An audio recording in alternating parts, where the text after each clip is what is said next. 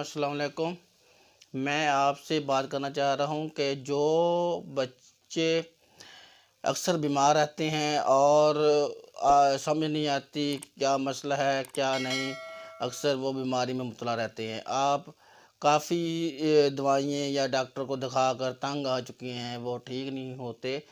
تو میں جو آپ کو یہ بتا رہا ہوں تو یہ نہ سمجھے کہ میں نے ایسے بتا دیا ہے۔ آپ ایک بار جب اس کو یہ طریقہ آپ استعمال کریں گے تو انشاءاللہ تعالیٰ آپ دیکھیں گے کہ آپ کا بچہ تندرست ہو گیا ہے۔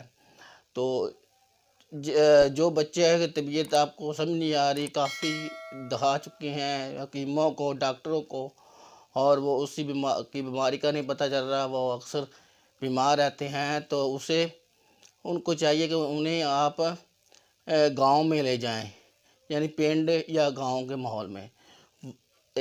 وہ ایک ان کا ماحول تبدیل ہو جائے گا، دوسرا اس کا کھانا پینا بھی چینج ہو جائے گا، دوسرا یہ کہ وہ جلدی اٹھنا اور جلدی سونا وغیرہ کی عادت پڑ جائے گی، جس کی وجہ سے اس کی انشاءاللہ تعالیٰ طبیعت تندرست اور توانا ہو جائے گی۔